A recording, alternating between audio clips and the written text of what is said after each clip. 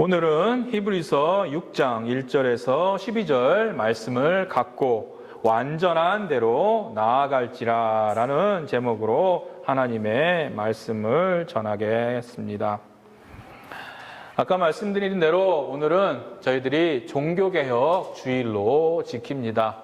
돌아오는 화요일 10월 31일은 마르틴 루터가 위텐버그 성당에 95개의 반박문을 걸면서 시작한 종교개혁이 500주년을 맞이하는 달입니다. 여기 보시면은 여기 문에 뭐 이렇게 붙여놓은 게 있죠. 전에 예배를 드리던 미국 교회에서 목사님이 오늘 종교개혁 주일을 맞이하여서 95개의 반박문을 다시 한번 생각해 보고자 문을 갖고 그 여기다 여러 가지 그 것들을 갖다가 글을 써가지고 붙여 놨습니다. 이게 바로 그것을 상징한다고 그래서 제가 오늘 예배를 시작하기 전에 그냥 놔두라고 내가 설교 시간에 필요할 것 같다고 그래서 이렇게 놔두게 됐습니다.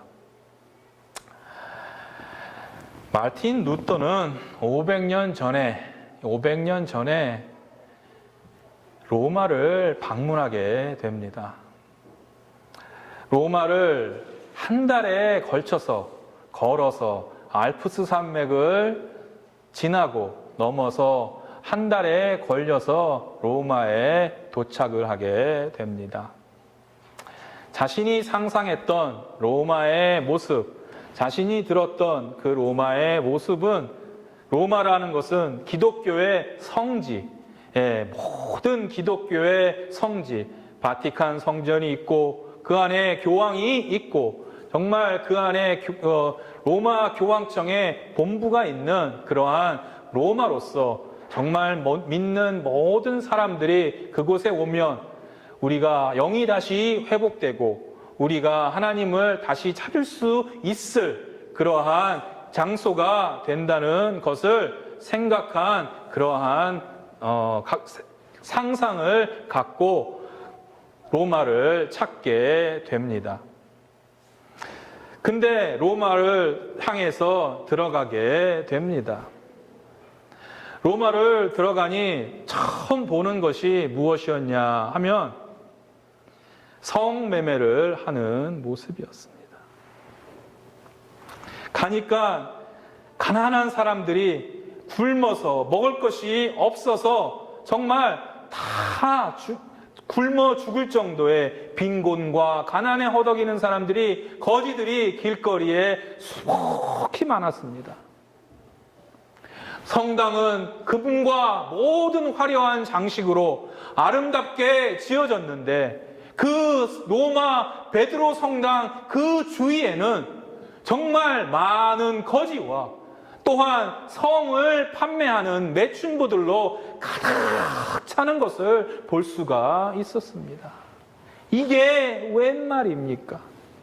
이게 로마입니까? 라는 그러한 탄식과 실망이 그 안에서 나오게 되는 것입니다. 그 중에서도 더 놀라웠던 것은 성직자, 신부들이라는 사람들이 그 성매매를 하는 매춘부들에게 가서 돈을 주고 성매매에 참여하는 모습을 보게 되는 것입니다. 경건함을 추구하고 하나님 앞에 거룩한 삶을 살아야 할 그러한 성직자들이 그러한 삶을 살지 아니하고 겉으로는 거룩한 척 하지만 뒤로는 몰래 나가서 자신들의 성욕을 매춘부를 사서 그것을 메꾸는 그러한 일들을 서슴없이 하는 것을 보게 되었습니다. 그리고 루터는 어디로 향하냐 하면은 기도의 계단이라는 곳을 향합니다. 지금도 로마에 가면 세인트 앤스 처치라는 곳에 가시면은 그것이 지금 기념하는 곳으로 남아 있습니다. 어떻게 되어 있냐면 교회 입구를 들어가면 교회 계단이 쭉 이렇게 아주 각이 이렇게 쭉 위로 이렇게 있으면서 계단이 쫙 있습니다. 그때 당시에 이곳은 어떤 역할을 했냐면은 성직자들이, 신부들이 그 앞에서 면죄부를 팝니다. 조그만 이런 쇠 박스를 만들어서 돈을 거기다가 집어넣고 자신의 죄를 적고 그것을 갖다가 신부들에게 제출하면은 이제 신부들은 그 사람들을 저기 보이는 계단으로 가서 무릎을 꿇고 한 무릎씩 한 걸음 한 걸음 올라가면 그렇게 올라가서 맨 마지막에 도착하면은 그 사람의 죄가 앞으로는 1000년 동안 잊혀지게 될 것이다 하면서 면죄부를 그 안에서 팔았던 것입니다. 성경 말씀에 하나님께서는 우리의 죄를 기억지 않으신다는 말씀이 있습니다. 아멘. 예. 근데 이 로마 교황청은 어떻게 그것을 이용했냐면은 면죄부를 파는 것으로 이용을 했어요.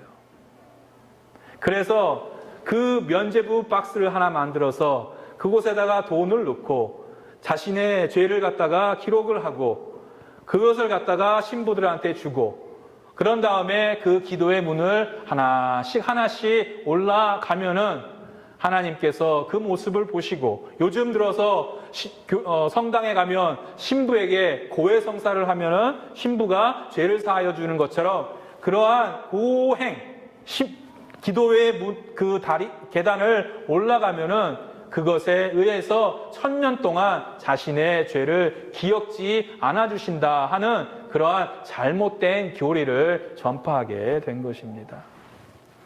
마틴 루터도 그때 가서 그것을 하게 됩니다. 그런데 그 모습들이 얼마나 상업적이고 정말 신부들이 그 면죄부를 파는데 너무 혈안이 돼 있어서 이거는 사람들의 죄 문제에 신경을 쓰는 것이 아니라 어떻게 하면 한 사람이라도 더 면죄부를 팔아서 더 돈을 모으고 그것을 통하여서 로마 교황청이 더 부유하게 되는 그러한 일에만 신경을 모두 쏟는 그러한 모습들을 보게 됩니다. 만약에 여러분들이 마틴 루터였다면 어떻게 여러분들의 마음이 되셨겠습니까? 아마 제가 그때 마틴 루터였더라도 정말 마음속에서 불같이 화가 일어나고 정말 이것은 하나님께서 말씀하신 그러한 죄사함이 아니요 회개가 아닌데 라면서 정말 마음에 정의의 불이 타오르면서 더 이상 내가 가만히 있어서는 안 되겠다 하는 그러한 결단의 시간을 가질 수가 있었을 것이라 상상을 감히 해봅니다. 500주년이 흐른 지금 어떨까요? 우리 인간은 똑같이 행하고 있습니다. 똑같이 행하고 있습니다. 오늘 하나님께서는 히브리서 6장 1절에서 이 12절 말씀을 갖고 종교개혁주의를 맞이하여서 우리의 신앙을 다시 한번 돌아보라 말씀을 하십니다. 먼저 오늘 보면 1절에 그러므로 우리가 그리스도의 초보를 버리고 죽은 행실을 회개함과 하나님께 대한 신앙과 라고 말씀을 합니다. 그러면서 세례들과 안수와 죽은 자의 부활과 영원한 심판에 관한 교훈의 터를 다시 닫지 말고 뭐라 그럽니까? 그 다음에 다 같이 읽겠습니다. 완전한 대로 나아갈지니라 라고 말씀합니다. 영어로는 going forward to maturity 라고 얘기를 합니다. 여기서 말씀하는 초보를 버리라는 말씀을 한번 우리는 같이 한번 생각을 하겠습니다. 이 히브리서는 유대인들을 향하여서 쓰인 그러한 성경입니다. 히브리서의 저자는 알려지지 않고 있습니다. 어떤 사람들은 사도 바울이라고 추측을 하지만 그것은 증거된 사료나 아무 것이 아직 없습니다. 이 히브리서 저자는 지금 이 유대인들, 어떤 유대인들이냐 하면은 유대교에서 회심을 하여서 이제 예수님을 알고 이제 기독교로 개종을 한 그러한 유대인들을 지금 말하고 있는 것입니다. 근데 이들의 신앙이 초보를 버려라 라고 말씀을 합니다. 초보의 신앙이라고 말씀을 합니다. 그러면서 세례들과 안수와 죽은 자의 부활과 영원한 심판에 관한 교훈의 털을 뭐라 그럽니까? 그 다음에 다시 닦지 말라고 말합니다. 초보의 신앙이라는 것은 다시 닦는 그러한 신앙이라고 말씀을 합니다. 이 말이 무슨 말씀이냐 하면은 우리가 아까도 마르틴 루터가 봤던 경험했던 그러한 로마의 부패와 모든 부조리함을 보면서 우리가 죄를 지으면서 우리가 하나님 앞에 나아가서 그냥 면죄부에 돈 넣고 그것 놓고 기도의 계단에 올라가서 그냥 회개하여 주시옵소서, 죄를 사하여 주시옵소서 하면은 그 죄가 그냥 다 사하여지고 이제 새 사람이 되었다 하는 그러한 우리의 신앙을 더 이상 다시 하지 말라라고 말씀하고 있는 것입니다. 우리는 잘못해놓고 그냥 잘못했어 용서해 주십시오 하는 그러면은 다라고 생각을 합니다. 그러나 초보의 신앙이 그런 것이지 성숙한 신앙, 완전한 대로 나아가는 신앙은 그렇지 아니하다고 오늘 말씀하고 있는 것입니다. 4절에 보면 한 번 빚을 받고 하늘의 은사를 맛보고 성령에 참여한 바가 되고 하나님의 선한 말씀과 내세의 능력을 맛보고도 라고 말씀을 합니다. 우리는 그냥 믿은 것이 아닙니다. 우리는 구원을 받은 하나님의 구원의 자녀인 줄 믿습니다. 구원의 자녀라는 것이 무엇입니까? 우리는 빛을 통하여서 어둠에서 빛으로 나오게 된 자들입니다. 그리고 우리는 하나님께서 은사를 주셔서 그 은사를 맛본 것입니다. 성령의 은사를 통하여서 그 성령의 은사를 맛보았고 또 우리가 성령의 인도하심을 통하여서 성령에 참여하여 성령의 인도하심으로 다시 태어날 수 있는 그러한 우리였다는 것을 말씀하고 있습니다. 우리는 또한 하나님의 말씀으로 깨달아서 다시 한번 우리가 죄의 길을 뒤로하고 하나님 앞에 나오게 되었던 것입니다. 또한 우리는 그러한 신비한 내세의 능력을 맛보면서 우리는 이제는 더 이상 잡신을 쫓지 아니하고 세상의 초등학문을 쫓지 아니하고 하나님 앞에 나오게 되었다는 것을 말씀하고 있는 것입니다. 우리는 구원받은 자입니다. 구원은 우리에게 속한 것인 줄 믿습니다. 구원이라는 것은요, 이렇게 왔다가 그냥 사라지는 것이 아니에요. 지금 아주 많은 것은 아니지만 어떠한 목사들은 이렇게 가립니다. 구원은 한번 왔다가 다시 사라질 수 있다라고 가르치는 목사들이 있습니다. 이렇게 가르치는 목사들을 좋다고 아주 그곳에 따라다니는 잘못된 사람들도 있습니다. 그러나 오늘 히브리서 6장 이 굉장히 중요한 구절입니다. 하나님의 구원은 우리에게 와서 우리에게 지금 있다고 말씀을 하고 있는 것입니다. 우리는 다 성령의 능력을 맛본 자요 성령에 참여한 자라고 강조를 하고 있습니다. 그런데 여기서 보면 타락한 자들은 다시 새롭게 하여 회개할 수 없나니 이는 그들이 하나님의 아들을 다시 십자가에 못 박아 드러내놓고 욕되게 함이라 라고 말씀합니다. 그러면서 땅이 그 위에 자주 내리는 비를 흡수하여 밭가는 자들이 쓰기에 합당한 채소를 내면 하나님께 복을 받고 만일 가시와 엉겅퀴를 내면 버림을 당하고 저주함에 가까워 그 마지막은 불사름이 되리라 라고 말씀합니다. 이 구절은요 어떤 구절이냐 하면은 우리가 이걸 이해해야 됩니다. 예전 이스라엘에서의 농경 방식은 이 농사를 할 때 그냥 씨를 뿌리지 않습니다. 우리들은 지금 씨를 뿌릴 때 어떻게 합니까? 권사님, 우리 농사 잘 지으시는데 이 뭔가 농사를 지을 때 어떻게 합니까? 땅을 먼저 갈죠. 예. 씨를 먼저 뿌리지 않습니다. 땅을 먼저 잘 갈아가지고 그것이 옥토가 되면 그곳에 씨를 이렇게 뿌리면서 거기서 이제 물을 주고 비료를 주고 해서 이제 식물을 키우게 되죠. 근데 이스라엘에서는 어떻게 했냐 하면요, 땅을 먼저 갈지 않았어요. 땅을 먼저 갈지 않고요, 먼저 씨를 뿌려요. 씨를 뿌려요. 탁 뿌려요. 아니, 그러면 땅이 갈지 않았으니까 옥토가 아직 없는 겁니다. 그러면 어떤 밭은 돌밭이에요.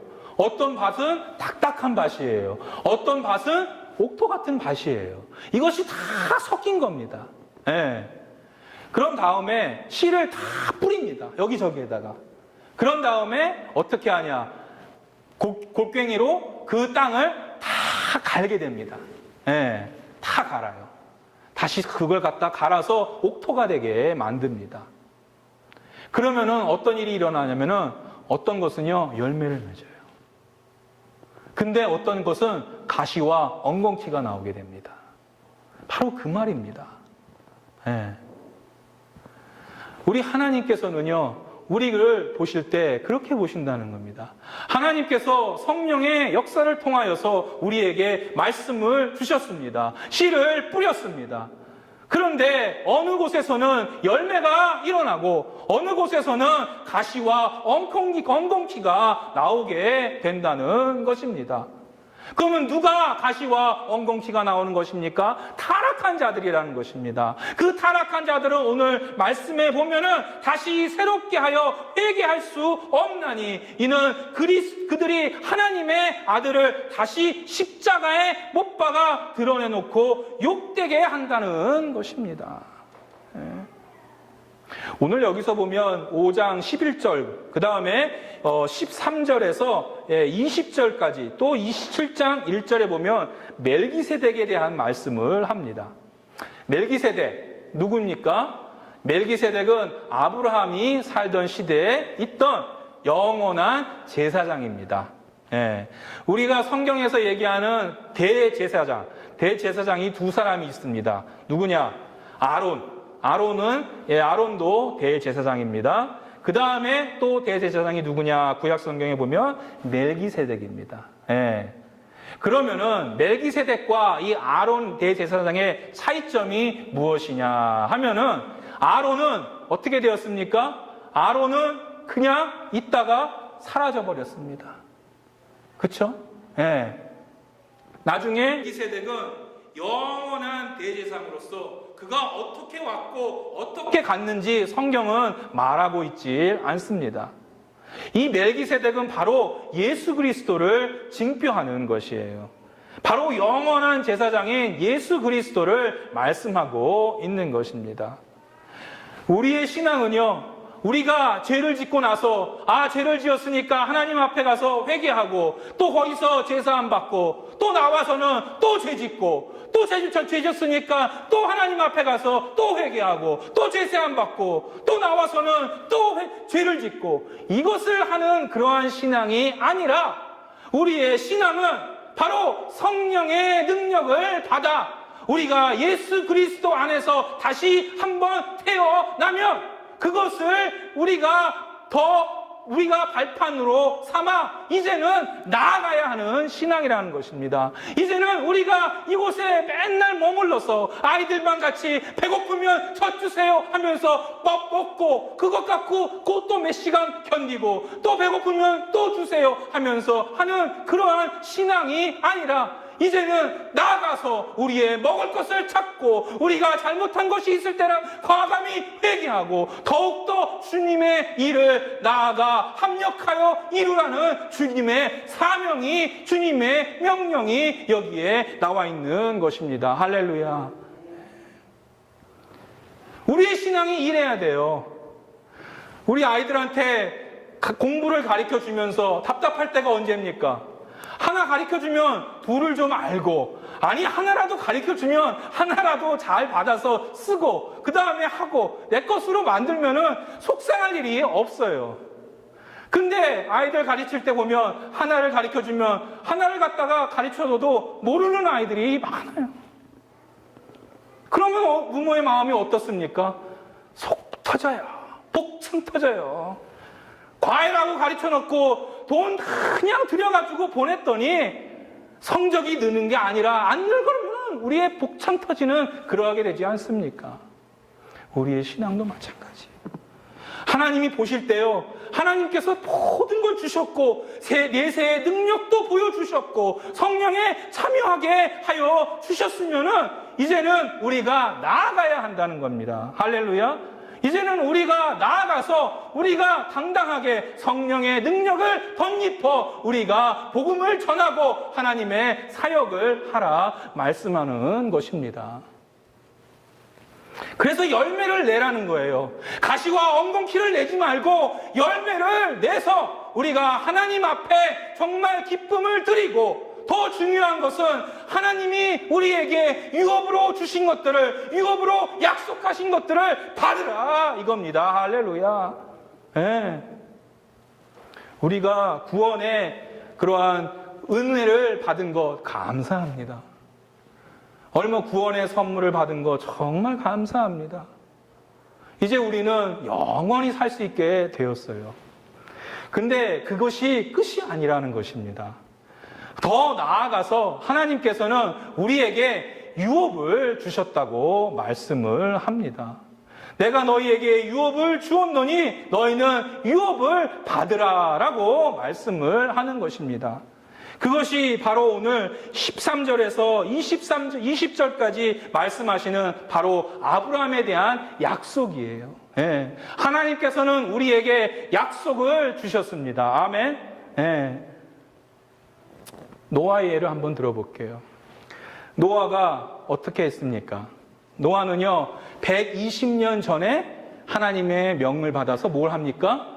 방주를 짓습니다. 그쵸? 이제 세상에 홍수가 올 것이다. 대재앙이 올 것이다. 그러니 너는 방주를 산 높은 곳에다 지으라 라고 말씀하셨어요. 근데 120년 전에 그 말씀을 하신 거예요. 만약에 여러분들이 우리가 노아였다면 그 일 했을까요? 아마 1년은 아마 했을 거예요. 1년 하면서 그냥 노아 그 방주에 겉껍데기 한 몇 개 그 정도는 하면서 아유 언제 옵니까 홍수가, 오신다고 그랬는데 언제 옵니까? 라고 물어보면서 투정하고 불만 섞인 투로 하나님을 원망하다가 에이 모릅니다. 그놈은 온다는 거 언제 온지도 모르니까 아유 나는 안 할래요 하면서 확 도망갔을 거예요. 근데 노아는요 120년 동안을 묵묵히 자기 자리를 지키면서 방주를 완성하여서 그 모든 사람이 죽었지만 그의 가족과 동물 한 짝씩은 다 살림을 받아서 그 대재앙, 그 대홍수의 가운데 살아나게 되는 것입니다.